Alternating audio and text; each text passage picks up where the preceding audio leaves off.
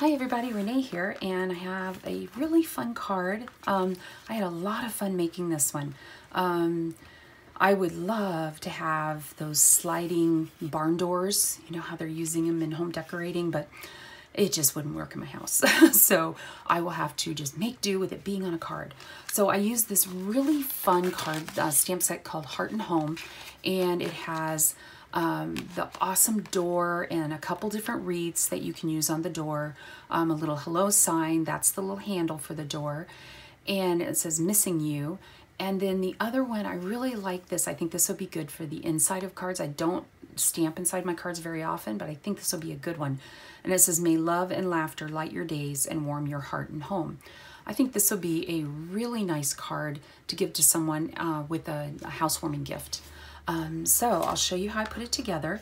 The first thing I did, cut all my pieces. So the papers that I used some paper from So Much Happy. That's one side. We're not going to use that side. This is from the So Much Happy line. I really wanted to use, there's a shiplap paper that comes in the Feels Like Home, but I've already used all of it up and I don't have any left, not even a little strip of it. So I thought, okay, I need to use something that's kind of looks like a house. So I thought this kind of looked like the stucco part of a house. So that's what I'm using. And this piece is cut at 3.75 by 5 inches. Then I have my door pieces. So I wanted a door frame to go around the door, and you could make your frame any color you wanted. I just wanted mine white. I really like the look of white trim. It's not always a good idea on the outside doors, but it looks pretty when it's clean. So this piece here is 2 1/4 wide by 4 1/4 tall. And then this is the door, and the door I cut out of, and let's see if I kept, the door was cut out of, I think this is ballerina. If you really need to know, leave me a comment and I'll look it up for sure. But I cut it out of colored paper, and then when I inked the door itself, I used Blossom. Now there is this same design in our catalog that used some different color combinations. So if you have the catalog and you're wondering what those combinations exactly are, just let me know, send me a note, and I'll be sure to look those up for you in our recipe book. So this is Blossom, and I stamped the door on this piece of what I think is ballerina. Then I used Archival Black to stamp the door handle. Then I have a couple of strips of paper here along the bottom. The black piece is 3.75 wide and 1 inch tall. This piece is 3.75 again wide by, I'm sorry, let's see, how much is my stripe? Oh, it's a 1/4 inch, or I'm sorry, a 1/2 inch. 1/2 inch wide, tall, you get it, 3.75 wide. So those are those 2 pieces. Then I stamped and cut. I just cut this out by hand. I stamped this on white paper with the Archival Black ink for my hello sign.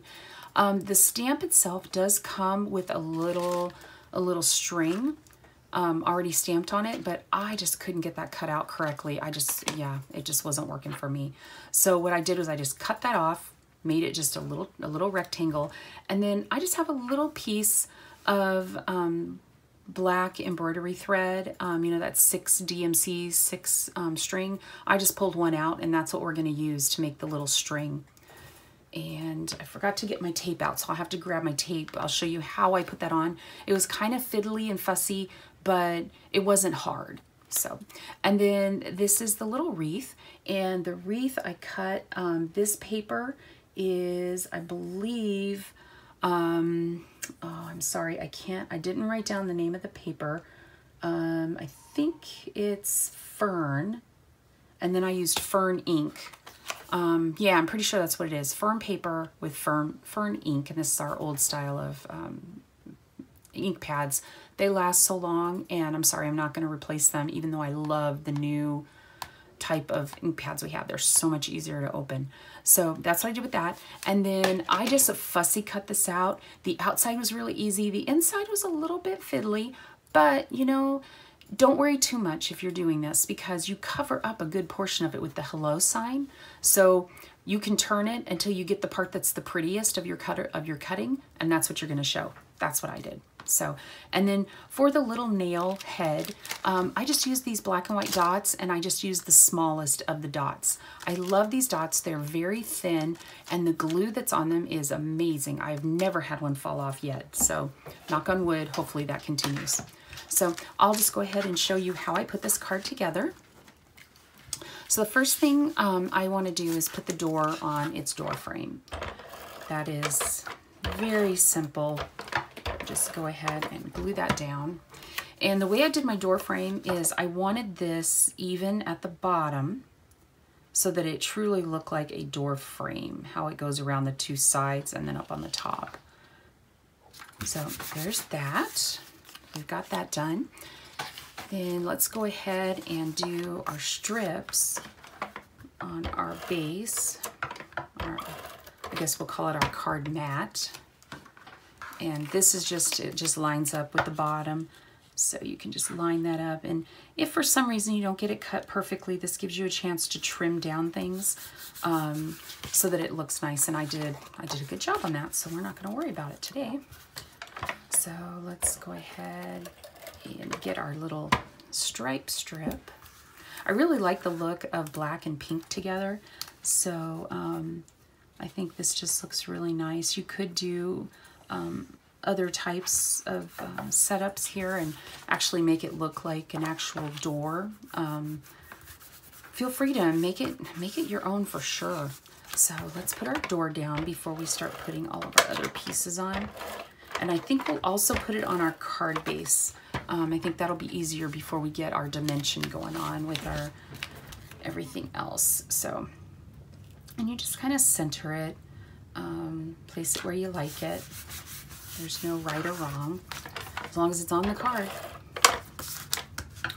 And then we'll go ahead and stick this together. Don't you just love that color? I just love that color.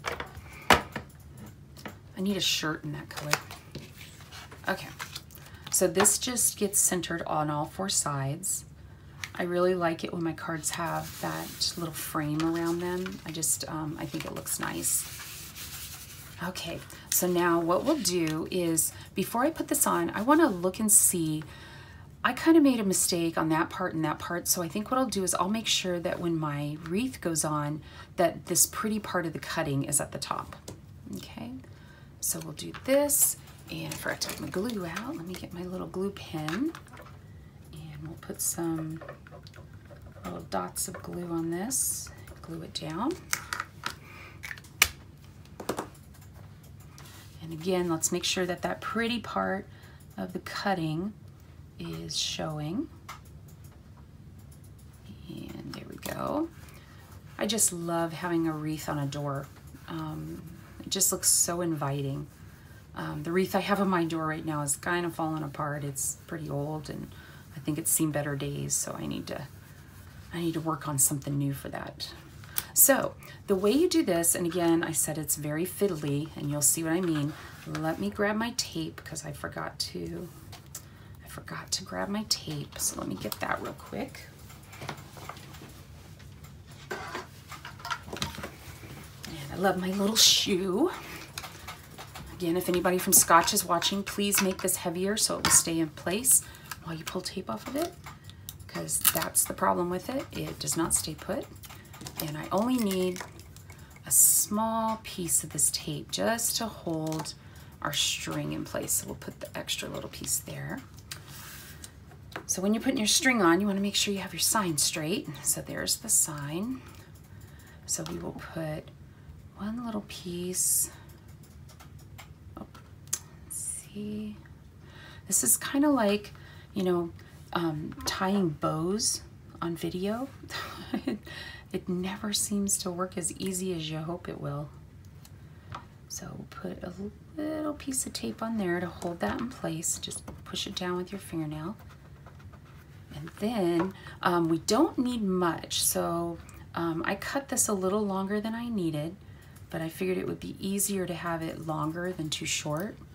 So we'll get our other piece of tape that we saved, and because we can trim off any extra. I think think that might, so just pull it up until it looks like it's going to be enough for your hanging.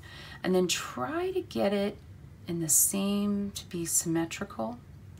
That'll help a lot. And also when you put your tape down, make sure the sticky part goes down. I know, tape 101. You learn something new every day. Let's put our tape down. There we go. That's the hardest part of this card. What you just saw, the absolute hardest part of this card. I think this part was even harder than cutting out that wreath. So we'll trim that off, and I probably should have used my ribbon scissors for that, but I got ahead of myself. Excuse me, I'm still fighting some allergies. So you want to make that so that it's, there we go, so that you have that little mountain. Okay, so now what we want to do is we want to tape, want to glue this part down, and then we're going to put on our little